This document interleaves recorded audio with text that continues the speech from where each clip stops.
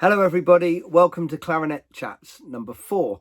My name's Adrian Cox, and in these series of little videos I'm talking a little about my personal choices of what I use in mouthpieces and reeds. Also spoke to Giacomo Smith in the last episode. If you didn't see that, you can catch up with that one. You can watch it back after this one, can't you? And lots of people have been asking me to talk about my clarinet and my choice in clarinet and what clarinets I've played in the past. So when I started playing clarinet when I was 6 years old, my father bought me a clarinet called a Corton, and it was a wooden clarinet, and I had that from the age of 6 until I was sort of 11. And I started having clarinet lessons with my teacher, Jumping Jack Gilbert, who was I've spoken about him before. He was the guy who got me onto playing the Vandoren 5JB mouthpiece. And when I started having lessons with him, he spoke to my dad and said, well, he needs a sort of next grade up clarinet, you know, something that's gonna be able to play, you know, at a professional level or a higher amateur level. And so I had a Buffet E11, which I played from the age of 12 until I was about 18, right? And I played that. And then from then I had a Selma 9, which just a Selma Series 9, which I suddenly noticed a massive difference because the bore size was a lot bigger. And that actually belonged to my clarinet teacher, Jack Gilbert. Just before, unfortunately, before he died, he gave that to me. It was very nice for doing a concert, and he gave me that. So that was the Selmas. So Selma clarinets, I love Selma clarinets because they're built like tanks. That's what I always say.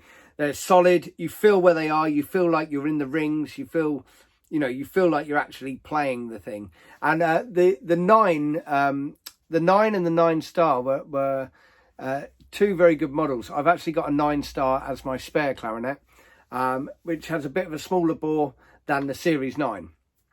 Series 9 was, you know, more for a jazz player. It was built for the jazz player, you know, that era. So that was my first taste of something with a bit of a wider bore. I think it's about 14.9. When I'm talking about the bore size, for anyone who's watching who isn't a clarinetist, we're talking about the distance here, this. So that's the bore size.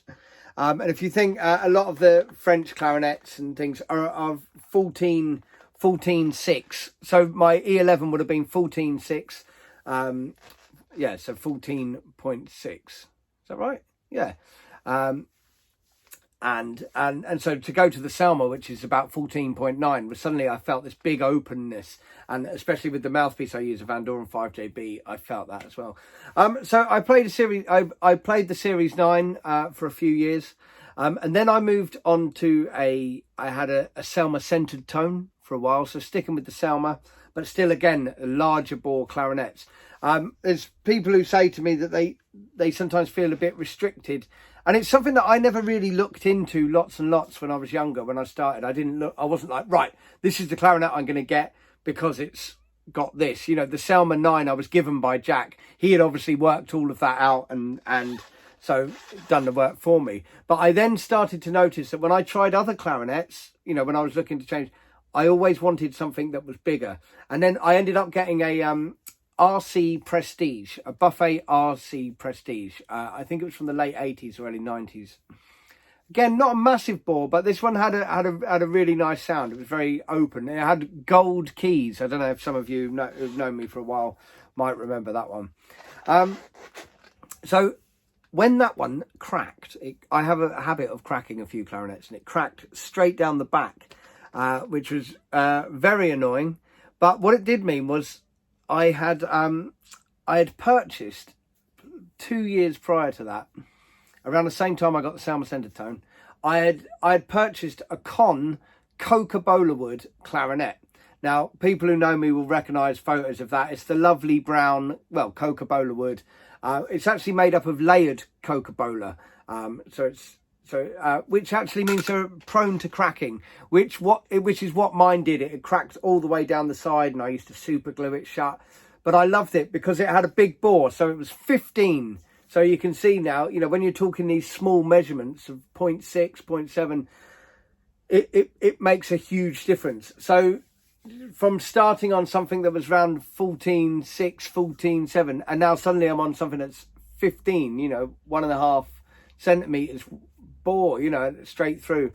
And I loved that clarinet. It was huge. It had a massive sound. It was the instrument that I played when I played with jazz at Lincoln Center with Wynton Marsalis. And it was one of those things that I was very lucky that clarinets are a very personal thing. So you could line. I've done it with buffets as well, of modern day buffets. I've lined up 5 next to each other, and every single one of them plays completely different. It's important to know what you are looking for. What is it that you're looking for? Are you looking for a darker sound? Are you looking for an open sound? And it's something that I didn't always do, but now it's firmly embedded in my mind. And so I had this Coca-Cola wood clarinet, and I bought a few more actually on eBay. I got them and they arrive, and I blow them. There'd be nothing like the other ones.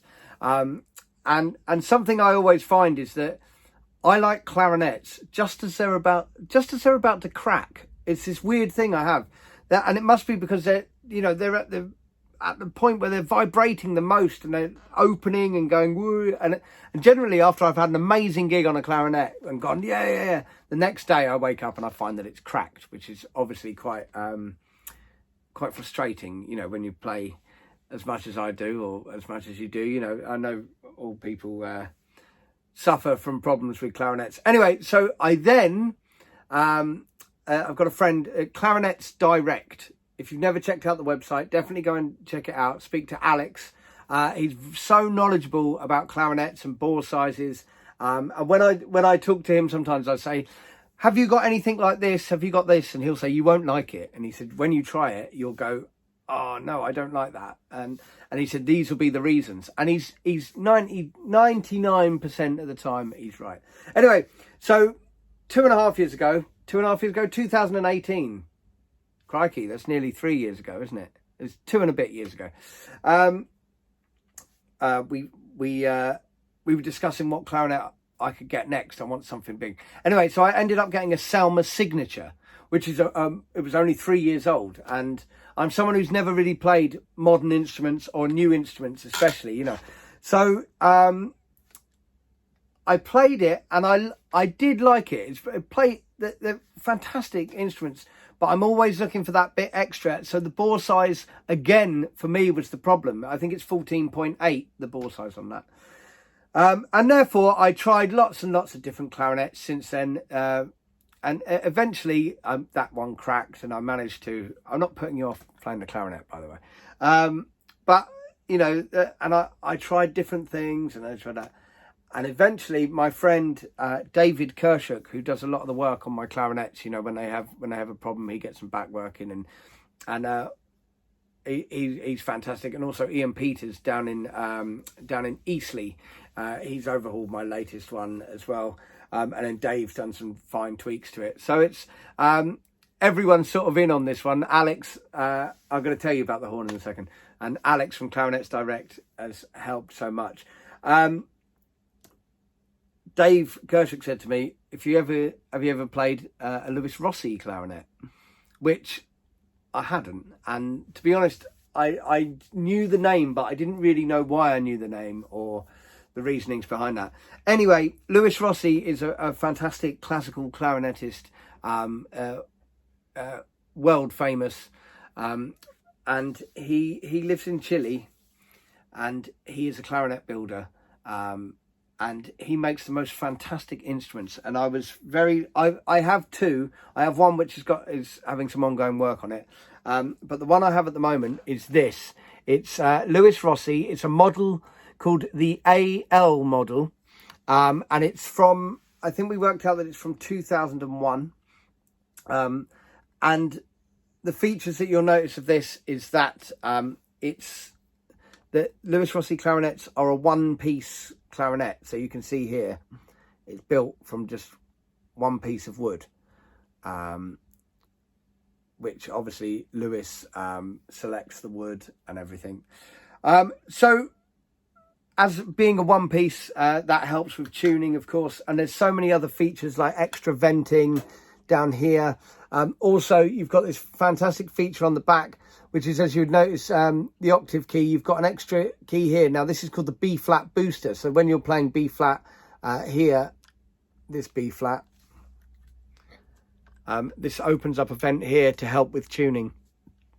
Now, the AL model is 15 millimeter bore. So it's known as a large bore, wide bore instrument. And at the top of this one, so generally with the bores of clarinets, they're either reverse taper. So they're bigger at the top, generally bigger at the top, and they come in, and the bore size is red from the middle. So it'd be 15 there. Now this is massive at the top. It's 15.5 at the top is the bore size on this, which means that the instrument actually tunes to 10-10, which is a different tuning. So you have to have your mouthpiece, you have to have the mouthpiece bored out for wider lay clarinets, for wide bore clarinets. So this is a 10-10 mouthpiece, but it's still a Vandoren 5JB. But the thing with them is they have a beautiful sound. Some people say when they pick them up, it feels a bit weird. The first time I picked one up, I immediately felt so comfortable, and it just feels so good. And the playing of it,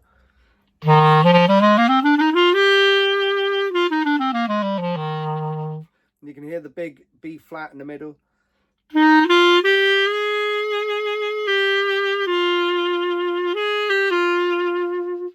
And the beautiful thing with it is they're so even all over the horn.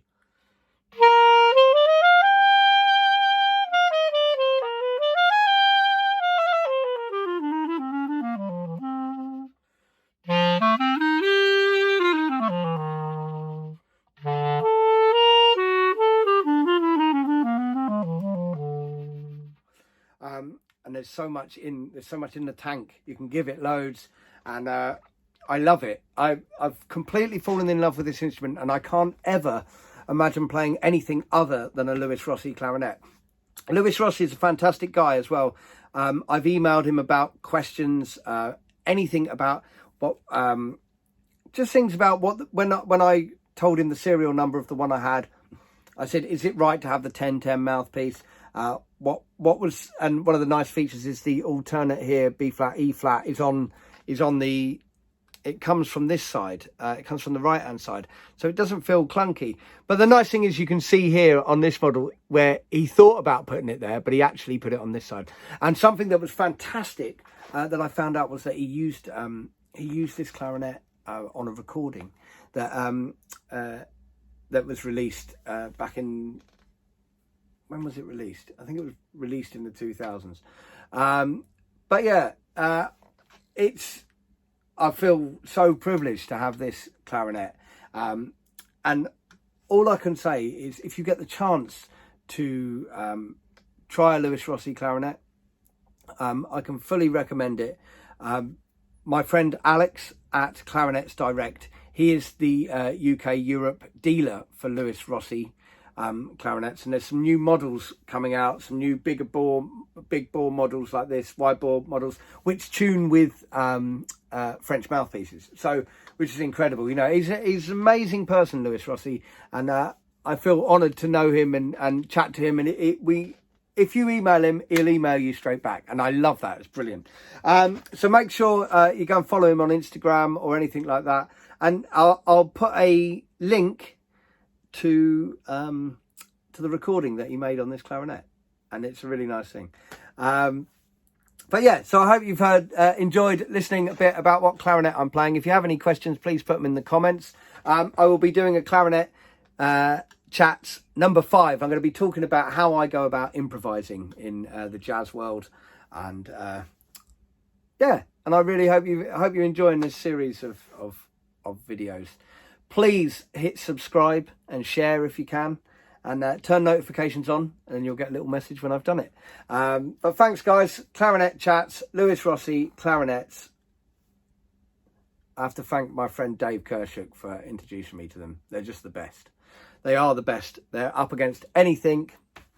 I've never played a better clarinet. I love it. Right, I'm going to go and play my clarinet now. See you next time, folks. Bye.